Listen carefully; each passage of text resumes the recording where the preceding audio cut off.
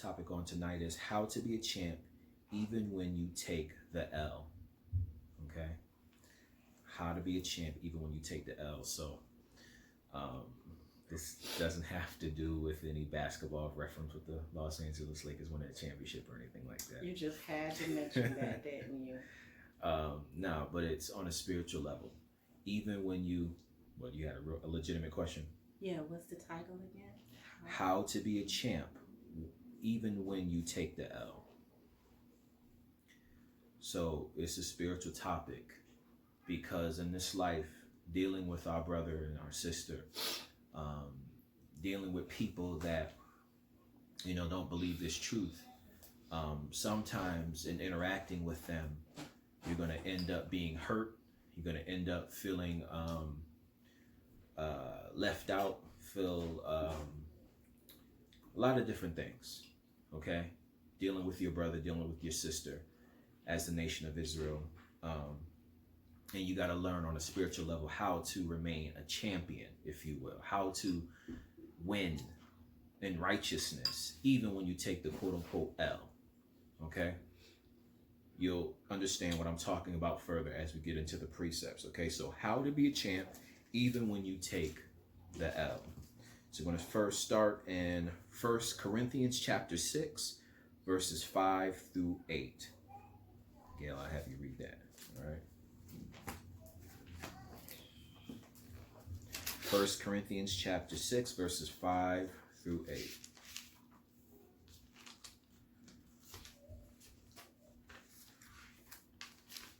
Okay. Chapter 6, 5 through 8. I speak to your shame. Is it so that there is not a wise man amongst you? No, not one that shall be able to judge between his brethren. But brother goeth to law with brother, and that before the unbelievers. Salakia. So Apostle Paul is addressing the assembly at Corinth, and where there's a lot of infighting and dissension, okay, and brothers in the faith are quarreling amongst one another about certain issues, certain matters, and they're going to unbelievers, they're going to the heathen in order to go into the heathen courtrooms to try to determine who's right or who's wrong. And Apostle Paul is talking to them and admonishing them and saying, yo, y'all, it's come to this point where y'all got to go into Esau's courtroom in order to find out who's right and wrong. Y'all can't deal with this between one another. You have the holy royal law. You can't deal with this. You know what I'm saying? You can't, if you've wronged someone, ask for forgiveness and try to make things right. You know what I'm saying? Keep reading. Verse 7. Now therefore there is utterly a fault among you, because ye go to law one with another. Why do ye not rather take wrong? Salakia. So Apostle Paul is exhorting, admonishing the assembly at Corinth and saying, y'all are getting so hot-headed, so full of yourselves, you know what I'm saying, so upset with one another that you will drag each other into the litigation, into the heathen's courtroom, you know what I'm saying, to press charges on someone and have someone sent to jail or whatever the case may be because that person has wronged you, where you should have the love, compassion, and kindness towards one another to where you can deal with it between each other. And even if the one party is unwilling to be be reasonable, right? Then you as a godly person should be able to take down and even be able to accept the loss, if you will. Remember what the topic is: how to be a champ even when you take the L. So how to be a champ, how to come out on the winning side even when you take the L, take the loss. Keep reading. Why do ye not rather suffer yourselves to be defrauded? Verse 8. Nay, you do wrong and defraud, and that your brethren. So Apostle Paul is saying, y'all are so hot-headed, so filled with wrath, filled with such malice, that you would defraud and take your brother into these courtrooms, into the jurisdiction of the worldly law, and judge your brother accordingly, when you can rather deal with it between the two of you outside of those courtrooms, outside of the public eye, and deal with it between brothers. That even if you can't reach a reasonable solution between both parties, why can't one of you have enough kindness and righteousness say, it's all good, I take the loss, it's your world, do your thing, it's all good, don't worry about it, I take care of it. Nah, bro, I just feel like, nah, man, you know what, man, it is what it is. It was only $20. It's just a ding on the bumper. It's no big deal, man. It's no big deal. We shouldn't be fighting over this. That's what Apostle Paul is trying to get them to see. Nah, that nigga gonna pay for that. I don't care, that nigga gonna pay for that. You can't just take the loss, willfully allow yourself to be defrauded. But too often, we want to get the upper hand on one another. Now, when it comes to the nations without, we're willing to do that. We can have our brother be shot down by our enemies and want to go hug them in the courtroom. But when it comes to those that look just like us, we're unwilling to show kindness and compassion. Unwilling. And Apostle Paul is wanting them to look at themselves, to examine themselves and say, why can't one of you be willing to take down, be the bigger man, so to speak, take the high road, so to speak? Y'all can't do that? Y'all brothers, y'all can't do that? Y'all got to drag, each other through the mud, slander each other's name, build all this hoopla, and go into the heathen's courtroom just to find a solution when y'all been given the royal law? Y'all don't know how to handle this simple, small situation? Okay? From there, I will have you go to Deuteronomy chapter 15. Deuteronomy chapter 15, verses 1 through 3, and then 7 through 11. So Deuteronomy chapter 15, verses 1 through 3, and 7 through 11. So how to be a champ even when you take the L. Okay? It's not about being right all the time. The bigger thing is how to be righteous. It's not about getting the upper hand. Not about getting the upper hand, but doing things on the right hand side, if you will, on the righteous side. All right? You ready? Yep, verses 1 through 3 and then 7 through 11. Okay. Deuteronomy 15, 1 through 3. At the end of every 7 years, thou shalt make a release. And this is the manner of the release. Every creditor that lendeth aught unto his neighbor shall release it. Salakia. And neighbor, as defined in the book of Leviticus, is your brother. Those of the tribes of Israel. That's who your neighbor is. But Moses is instructing the children of Israel as to the manner of release. Okay? That every 7 years you shall release debt, meaning it is exonerated, it's expunged, wiped away, clear the slate every 7 years, so that one creditor, or one who is the creditor who has lended, the one who has borrowed is no longer responsible if he was not able to repay back the sum within that 7-year period. It's release, is let go. He's freed and liberated from the burden of having to pay that man back. It's a righteous thing. But read on. He shall not exact it of his neighbor or of his brother, because it is called Yahweh's release. So neighbor, meaning of another tribe, or brother, those of your same clan. Okay? Whether your biological brother or one close, like a cousin, if you will. All right? But we understand that neighbor and brother are of the tribe of Israel based on verse 3. So go on and read verse 3. Verse 3. Of a foreigner thou mayest exact it again. Salakia. So the Most High is saying, among the children of Israel, when that 7 years comes up, and you recognize that there is a debt on the books with your neighbor or your brother, which again is the children of Israel, you let it go. Hey, yo, DeAndre, it looks like you owed me $200. Yeah, man, I was trying to pay you back. Brother, 7 years, it's happening next week. Don't even worry about it. For real? Yeah, don't even worry about it. You good. Thanks, man. Appreciate it. Now, that's the righteousness of the Most High. Don't worry about it. But it said to the foreigner, you can exact it again. And so the foreigner be like, well, I owed you some money too. Am I good? No, you still owe me. You still got to pay me back. But you're not of the children of Israel.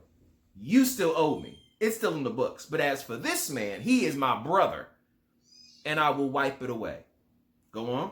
But that which is thine with thy brother, thine hand shall release. Thine hand shall release. Now from verse 7 to 11.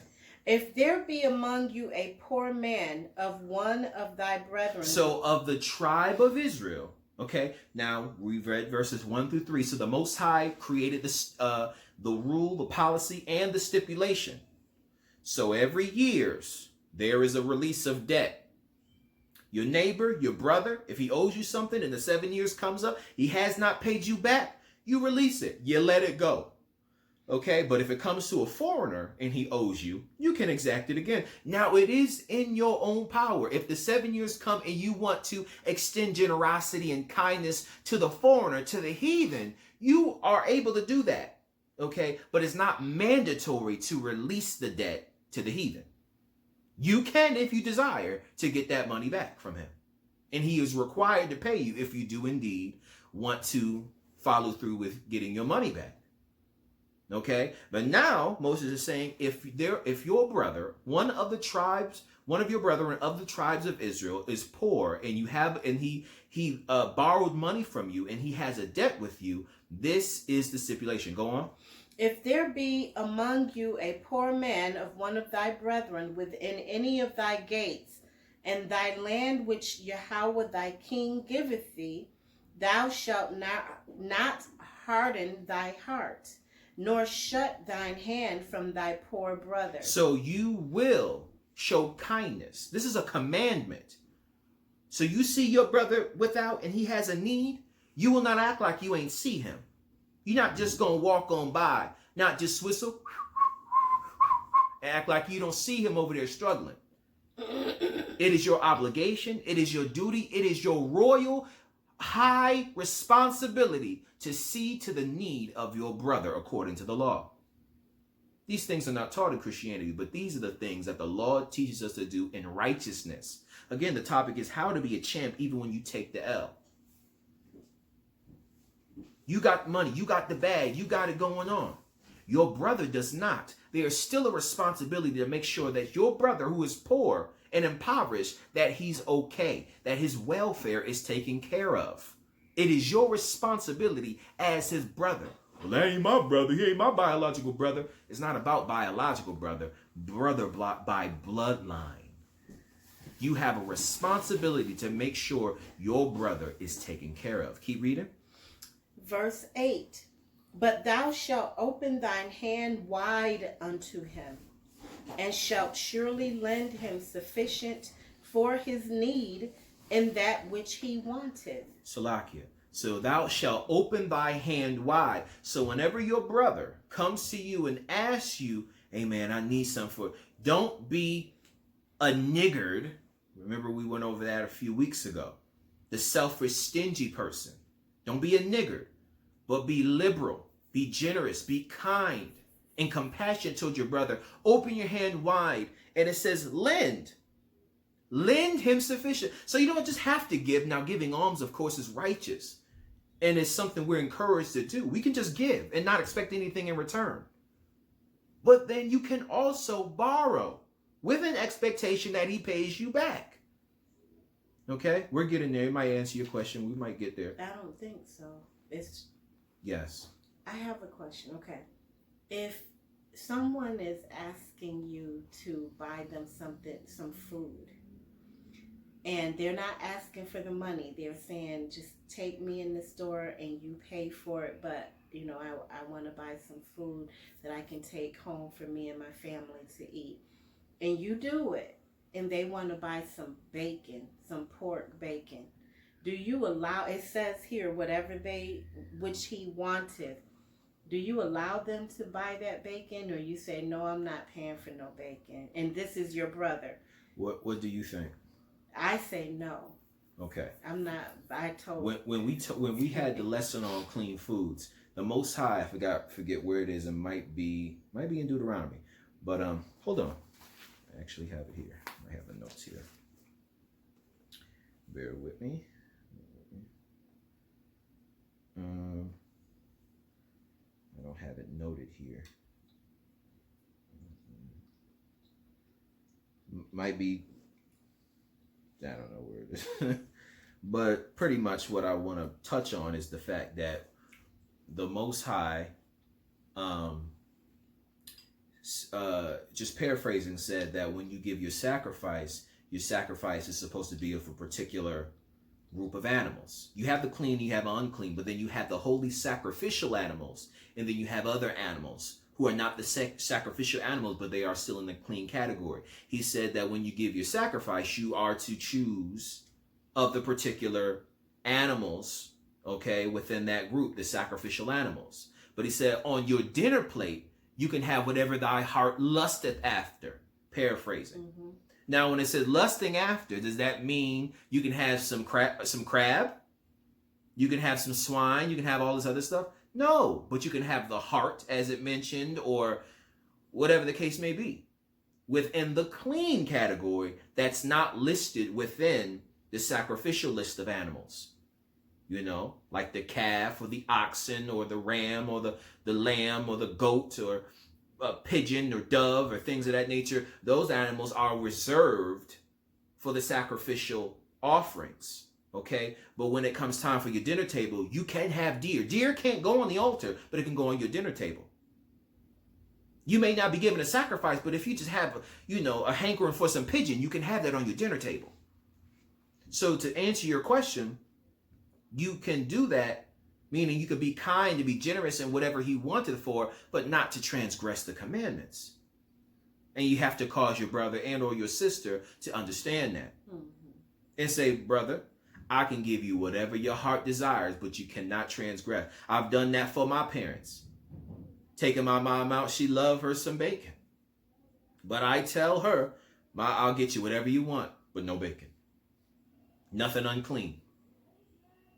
And, she loves a free meal, so I think she's willing to deal with that. Okay, I can go without the bacon. She's tried to do that one time before. I like a bacon cheeseburger. No, take the bacon off. And she tried to look at me.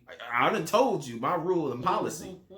Now, if you pay for it yourself, I done told you I don't like it. I can't, it's hard to bring myself to watch my mother consume some pork in this truth and understanding.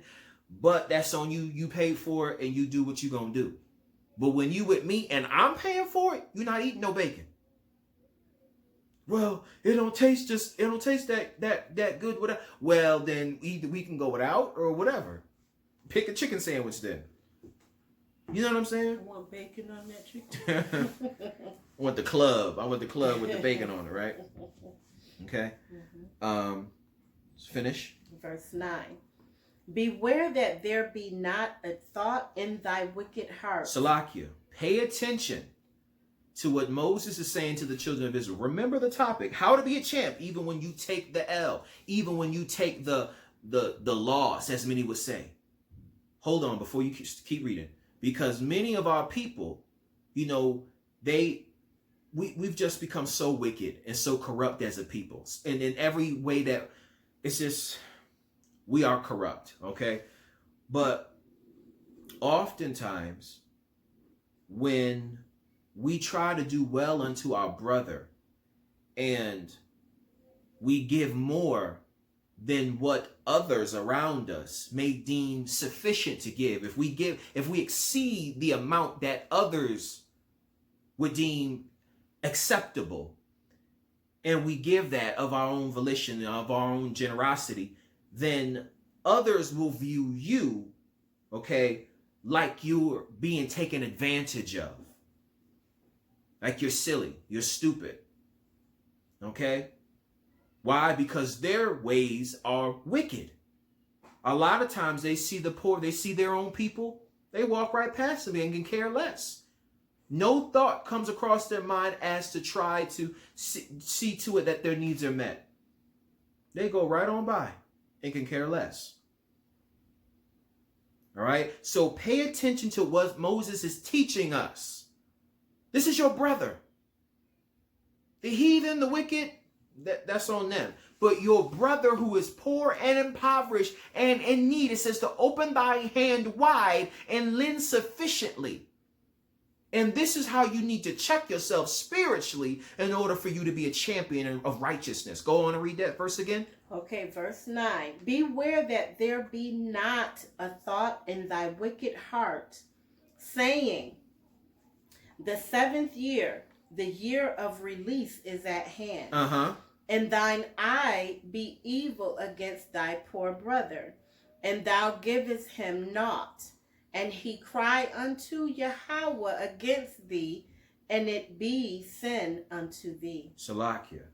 So Moses saying, beware that a wicked thought does not rise up in your heart, or the thought rise up in your wicked heart that says to yourself, my brother's in need. I could lend him some money, but the 7th year is right around the corner, and this brother's asking for a lump sum. He asking about for $500. I do have to give it to him, but he poor, right?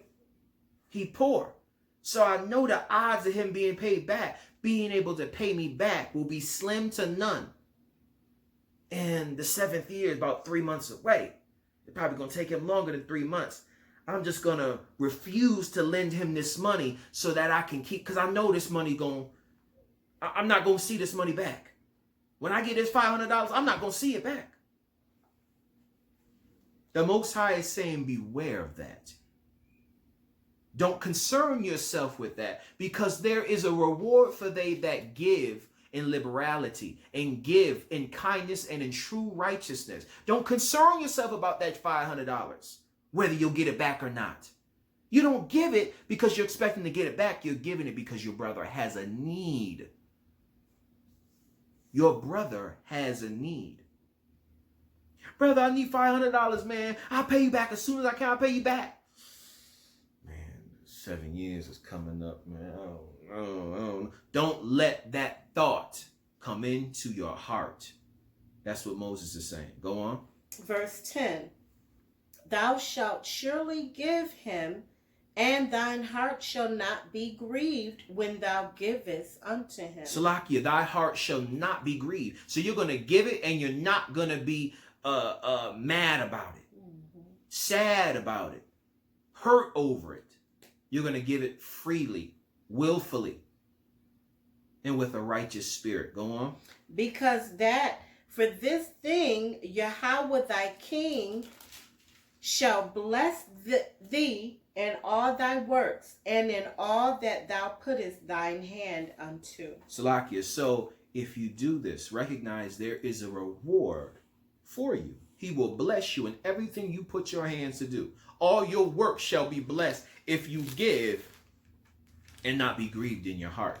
If you give and not think of how you can circumvent. When you give with the righteous spirit, you shall be blessed immensely by the Most High for doing that.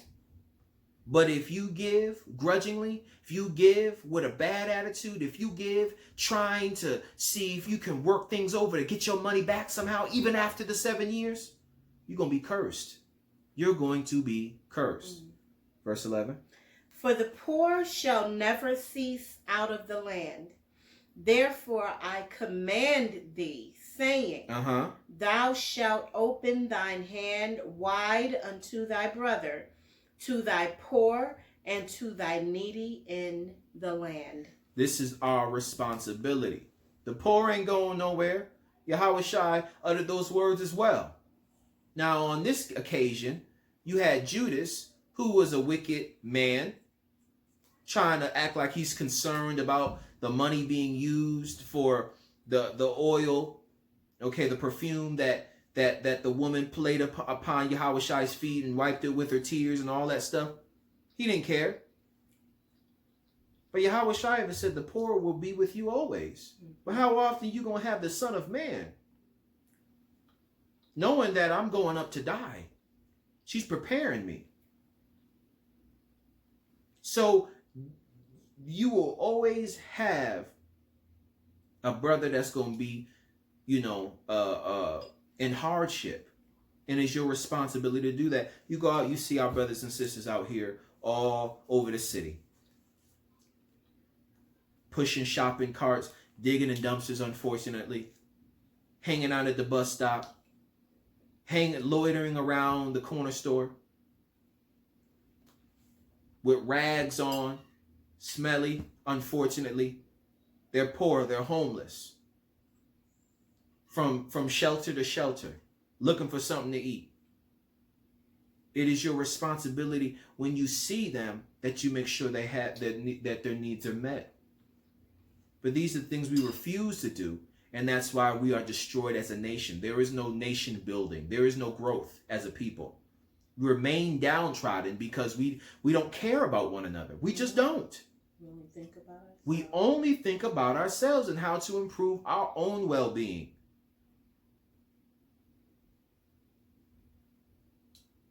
Wickedness shall abound, because the love of many shall wax cold. And that's what has happened.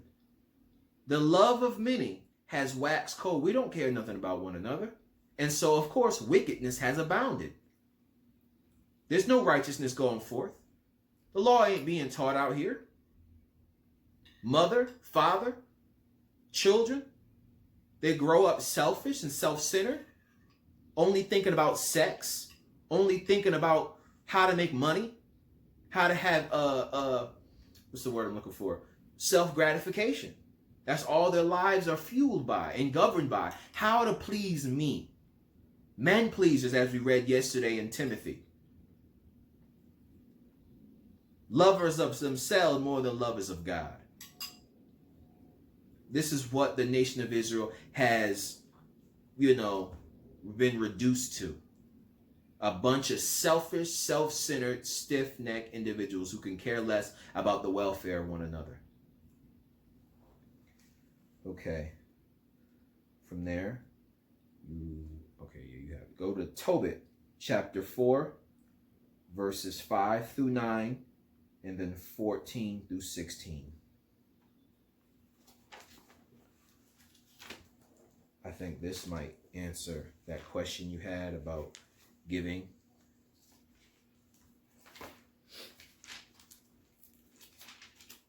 Tobit chapter 4, verses 5 through 9, 14 through 16.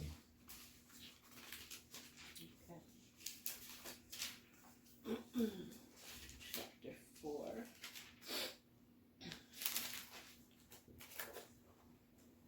Okay. My son, be mindful of Yahweh, our King, all thy days, and let not thy will be set to sin, or to transgress his commandments. Do uprightly all thy life long, and follow not the ways of unrighteousness. For if thou deal truly, thy doings shall prosperously succeed to thee, and to all them that live justly. Okay, so before you go on, the writer is saying that there is a formula to great success, and that is keeping the commandments of the Most High, walking upright, and having in mind the will to do that which is righteous and not that which is unrighteous. This is the formula. This is the approach you should have every day. And if this thing be in your heart, you shall not fail, but you shall have success. Now he's going to go on to list some of the things you ought to do in order to bring about that righteousness. Go on. Verse 7. Give alms of thy substance. Uh-huh. And when thou givest alms, let not thine eye be envious. Salakia. So it's the same as what was taught in Deuteronomy. When you see your brother has a need and he asks, open thine hand wide and give it, and be not grieved at it. So be not envious. Man, I'm trying to get that back. I don't want to know how long it's going to take for you to pay me back. Be not envious. Give freely. Give willfully.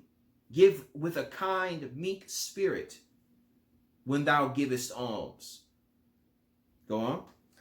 Let not thine eye be envious, neither turn thy face from any poor. And the face of Yahweh shall not be turned away from thee. So there is a reward when you give righteously. Go on. Verse 8. If thou hast abundance, give alms accordingly. If thou have but a little, be not afraid to give according to that little. Salakia, that's a big thing for our people. Because when you balling and you got the bag, you got the drip, you got all of that, yeah, you can shell out money. You can shell out money. I want to use this point, and I don't even want to cast aspersions on this brother as though he did it with a selfish mindset, because I don't know. I don't think that he did. But it was said that Russell Westbrook, when they were in the bubble, the Houston Rockets, that because of all the workers who tended to all the teams in there, especially the Houston Rockets and the hotel they stayed in, that he left an $8,000 tip to the hotel workers there. Okay? Now, I don't know if him or his camp released that information or something that was just found out. The scriptures let us know, let thy right hand not know what thy left hand is doing, or vice versa, however it's worded. But it pretty much letting us know, don't go telling everybody. Do it in secret. So he probably did it in secret, and they found out about it. He said that he even left his hotel room in perfect condition. He cleaned it. He didn't leave the bed all messed up and leave hair and doo-doo stains on everything. That's the way you do, honey. He left it neat and clean and left a little something for the workers who had just as much as a sacrifice in having to remain in this bubble and tend to them just as much as these players are having to sacrifice being from their family to play to try to win a championship. Okay? But the point of it being, Russell Westbrook is a multi-millionaire. He's got endorsements. He's a former MVP. He's got money. $8,000 is nothing to him. So you could look and say, well, that's easy for Russell Westbrook. He got mad money. But the writer is saying, even when you have little, give according to the little that you have. Did not Yahweh Shai see the widow give them the tiny mite? He says, she has truly given the most, more than all of y'all. Why? I gave a whole bunch of money. Yeah, but you banking though. This widow has very little, and she gave of her very little. Our people be like, man, I need these last $5. I can't be trying to give, you know what I'm saying? I need this gas money. I ain't trying to, you know what I'm saying? I got to hold on to this. I need this. I need that. Buy you a cigarette. Nah, man, I need this. Give according to thy little. There is a blessing. He says that the face of God shall not be turned away from thee if you give and give freely and give righteously to thy brother that is in need. There is a reward. So the topic, how to be a champ even when you take the L. Even when your bank account at this moment may show that it's low or empty, you can still be a champion because you shall be rewarded and receive the gift of your bounty. Receive the gift of your giving.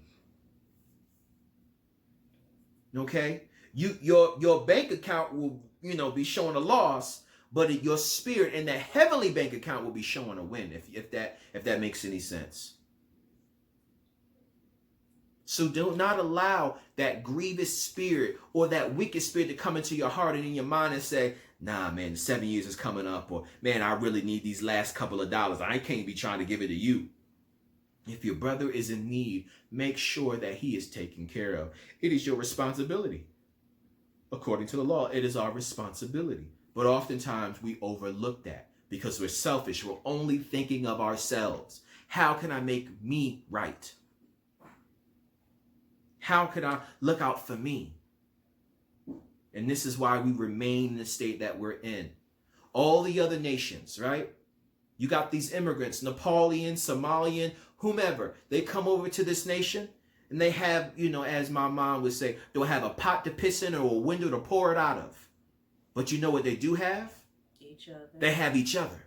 They have kindness towards one another. They have unity and harmony amongst one another. Do they fight and argue? I'm sure they do. They're human. But they're a communal people. And that even if they have a small 2-bedroom apartment, they'll send grandma and cousins and aunts and uncles and siblings, and all 15 of them will be up in that 2-bedroom apartment as they work. Some stay at home. Some are going to college. And in a matter of a few short years, they buy a big old home. They start a business. And before you know it, they're bringing more people from the homeland over to America. And now they have a basis of wealth. Why? Because they've shown kindness to one another. They've utilized the righteousness of our law and have succeeded. And while we have the law and don't even use it because we selfish-minded. That's why we're slaves over here. I know there's more because of the curses. But just on a surface level, we've been over here for over 400 years and can't get nothing. They come over here for 4 hot minutes and have hotels and owning businesses and all that and getting grants and all that. Of course, we understand there's more to it. There's more layers beyond it. But a lot of times our people come together, yo, bro, I got an idea for business. You think you can help me? Yeah, man, that sounds good. That sounds good. And, 2 weeks later, brother trying to get things going. Bro, you can help me? Yeah, bro, I gotta go do this and do that. I gotta go get high. I gotta go get drunk. I gotta have a good time. Or trying to tear each other down. And then we never have nothing. You know what I'm saying? So, was that Verse that being 9. Okay. For thou layest up a good treasure for thyself against the day of necessity. Uh-huh. That's it. Oh, no, that was 9. Yeah, from 14 to 16. No. Let not the wages of any man which hath wrought for thee tarry with thee, but give him it out of hand. For if thou serve Yahweh, he will also repay thee. Be circumspect, my son, in all things that thou doest, and be wise in all thy conversation. Salakia, so don't have that Laban spirit, okay? Don't have that Laban spirit. Jacob had a problem with Laban because Laban, he didn't have a truly righteous spirit. He was withholding funds from Jacob. Jacob had to confront his father-in-law on it. Hey, yo, Pops, man, I've been out here for all these years taking care of the flock. I ain't never lost one of the sheep. You know what I'm saying? You know my work. You see my resume. You know what I've done for you. You keep holding money back. I'm a grown man. I got to take care of my wives and my kids, man. What's up? So the writer is letting us know, if you owe that man, pay him. If you don't have it, then you can communicate. Be wise in your conversation. Have the right words, righteous words, to be able to speak to him and calm his spirit. Brother, I understand that I do owe you, but I don't have it right now. Bear with me. I'm trying to work through it. As soon as I get it, I will forward it over to you. But if you have it, don't be lying to that brother talking about I ain't got it, or, I'll get you next week. Give him what you owe him. Stop being unrighteous and give that man what you need, because you wouldn't want him doing that to you. This is not gift money. This is money he has earned. And there's an expectation. I got to pay bills. I got to take care of my family. I need that money. Don't be playing around with his life like that. Pay him what you owe him. Keep going. Verse 15. Do that to no man which thou hatest. Drink not wine to make thee drunken. Neither let drunkenness go with thee in thy journey. So don't do that even to a man that you don't really like, that you hate.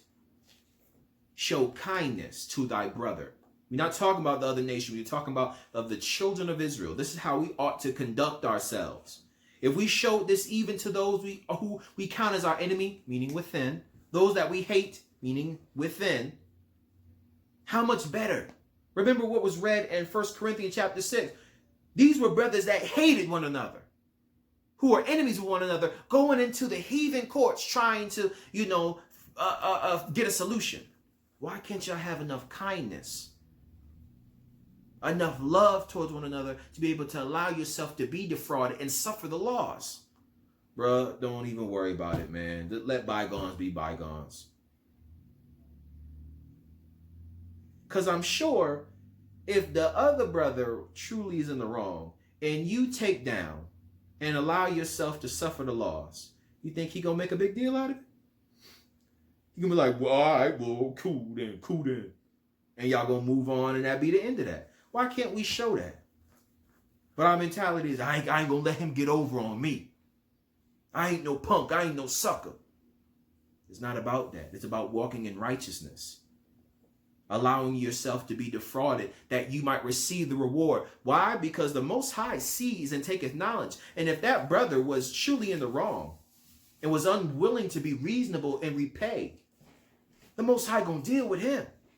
But because you relented, you took the high road, so to speak, the Most High gonna deal with you favorably.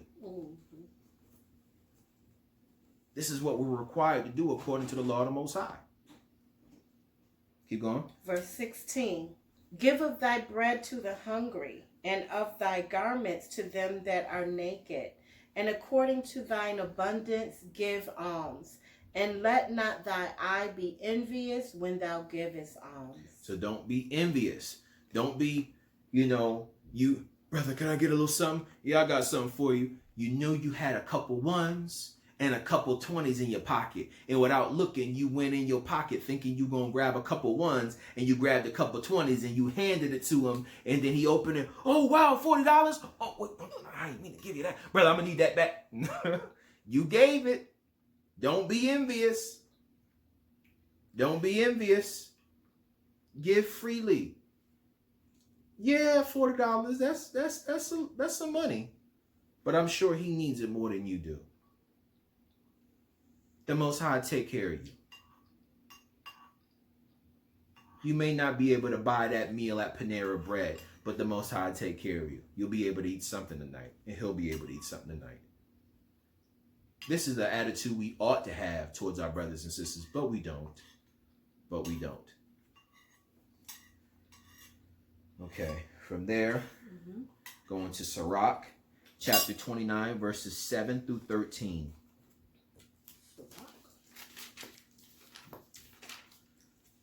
29, 7 through 13.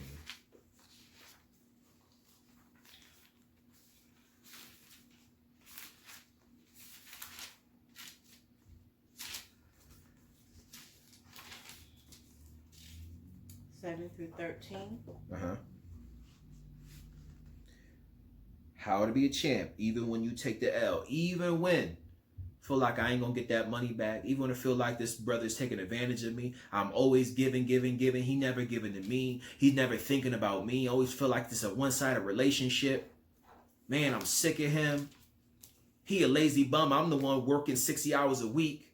He working this little flimsy part-time job, always asking me for money. How to be a champ, even when you take the L. Go ahead. Verse 7. Many therefore have refused to lend for other men's ill dealing, fearing to be defrauded. Whoa, that is Israel in a nutshell right there. Read it one more time. Many therefore have refused to lend for other men's ill dealing, fearing to be defrauded. So brothers don't want to get ripped off, so they refuse to show kindness. But you can't lump everybody in the same pot. Someone did you wrong, and now I'm not giving no money to nobody. That's not the spirit to have, brother. That's not the spirit to have. If you live this life long enough, even if you try to protect yourself with those kind of defenses, I'm not giving, or I'm not showing any love, I'm not doing none of that, guess what? You still gonna get defrauded in this life. You still gonna get defrauded. So you might as well prepare yourself to be defrauded. It's a natural part of life. You're gonna get defrauded. You're gonna have good intentions, and those good intentions are gonna be spat in your face. It's going to happen. That's life. You're going to see somebody in need, live to do something good to someone, and they're going to show themselves to be ungrateful and make you hurt because, man, I try to, look out for you. And they're going to give you their butt to kiss. It's going to happen. But don't allow that experience to make you bitter towards giving. It may happen twice. It may happen 100 times. But there is a reward for they that give. Remember that. That's the thing we have to keep in the forefront of our mind. That's the attitude. You may fail. If we look at it, take giving out of the equation. Just look at trying to succeed as a person. You may fail. But you get back up and you try it again. If you quit after failing a handful of times, you'll never reach that plateau. You'll never reach the summit of success if you just give up. And the Most High said, there is a reward. In the day of necessity, you are building, what's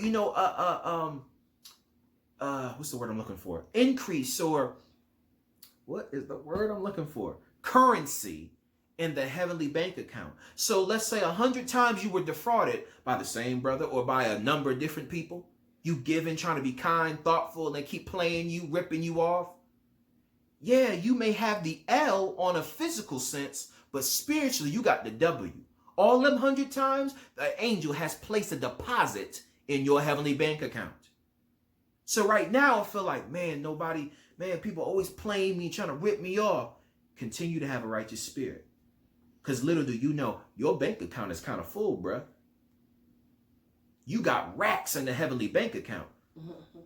On earth, on earth, your Bank of America account is kind of low. You got overdraft fees there. But brother, your heavenly bank account is full. You got racks in there.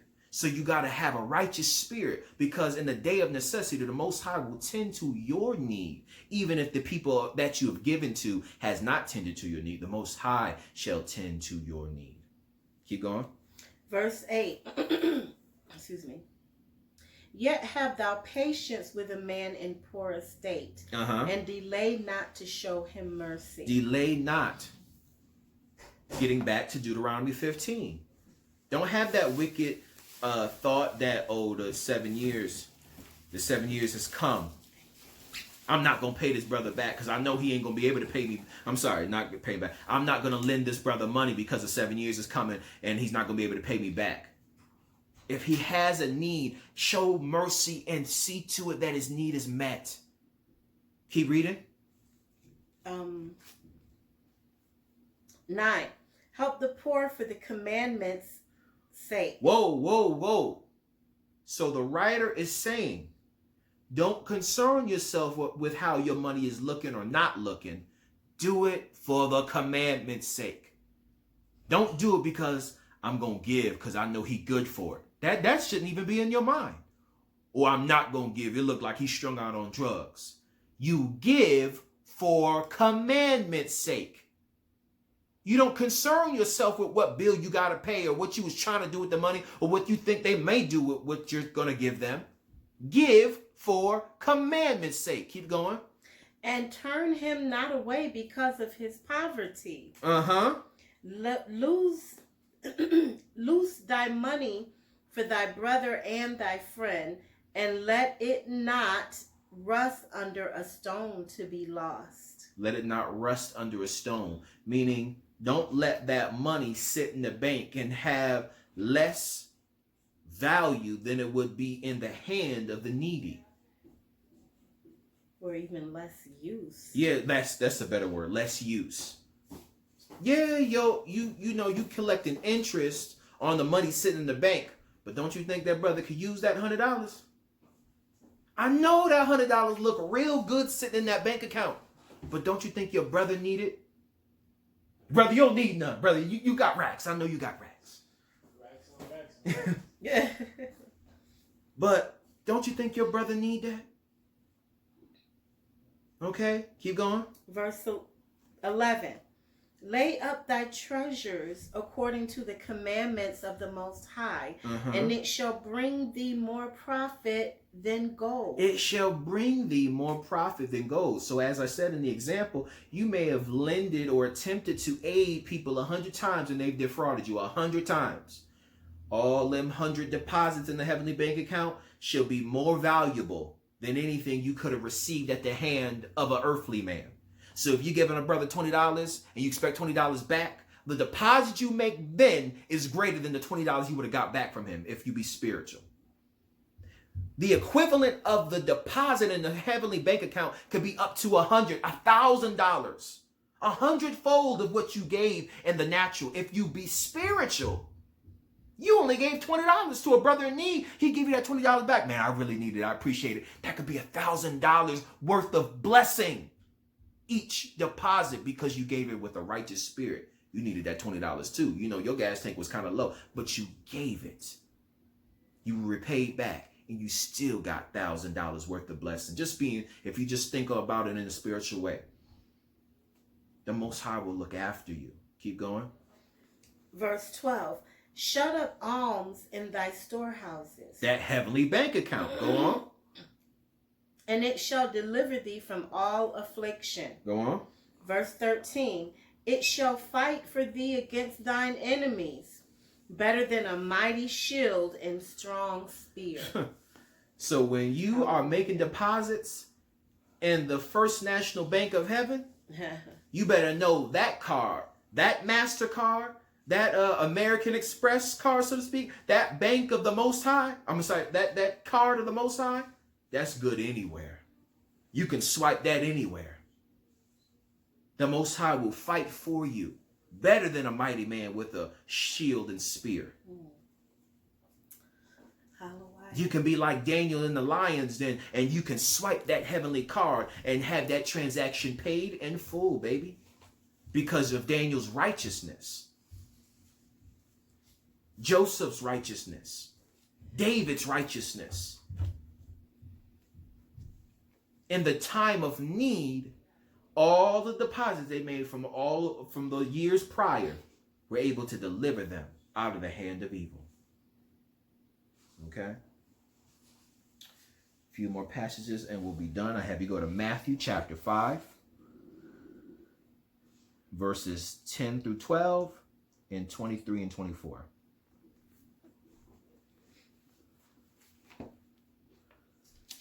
Matthew chapter 5, verses 10 through 12, 23 and 24.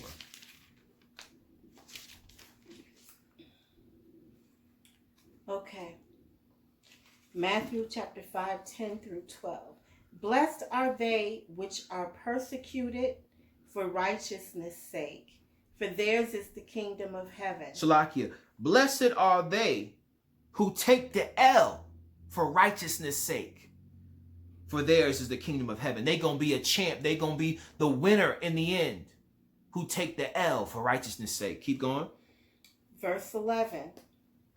Blessed are ye when men shall revile you and persecute you and shall say all manner of evil against you falsely for my sake. Salakia, so it's not just money issues. This can be any manner of thing that you deal with that is counted as a loss in this life. Losing friends, being ostracized, being overlooked, being despised and hated of men. These things a lot of times are more dreadful than just losing money.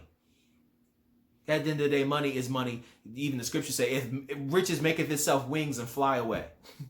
So money, it come and go. But friendships and people and things of that nature, when people just hate you and don't want to have nothing to deal with you, do with you, that can really hurt. And Yahweh Shai is trying to encourage the brethren to say, blessed are ye even when this stuff happens. So you a champ even when you take the L, baby, if you have a righteous spirit. How to be a champ even when you take the L. Yahweh Shai was a champ even though he took the ultimate L. He died for some stiff-necked, wicked individuals. But to be honest, for our nation, not for them necessarily, because he didn't die for them. But he died for us while we were yet in sin. He took the ultimate L. But guess what? He didn't stay dead. He resurrected. And he seated at the right hand of the Father, making intercession for the children of Israel. All praises. So he's wanting you to learn from his example. I took the L, and now I'm winning. You can take the L and still win as well. Okay, keep going. Verse 12, rejoice and be exceeding glad, for great is your reward in heaven. For so persecuted they the prophets which were before you. So the prophets received a great reward, even when they got the L. You know better. Have a righteous mindset and you will get the win. Even if it appears that you have lost, you shall win in the end. Keep going. Verse 23, therefore if thou bring thy gift to the altar, and there rememberest that thy brother hath aught against thee, leave there thy gift before the altar, and go thy way. First be reconciled to thy brother, and then come and offer thy gift. It's the same thing with the money issue. Okay? That's talked about in Deuteronomy 15. If you go to give your gift and your brother has an ought against you, that is something that needs to be rectified. That's something that needs to be solved. Go and make it right with your brother, then give your gift. And the Most High should be well-pleasing. Don't have that wicked thought, even as it says in Deuteronomy 15, that, yeah, my brother having aught against me, he can get over it and give you a gift anyway. But stop what you're doing and go make things right. Make things right that you might receive the reward for the just, the reward of the righteous. Okay, keep going. Was that 24? You read 24? Yes. Okay. Last scripture, Matthew chapter 18, verses 21, 22, and 35. 21. Yep, 22 and 35.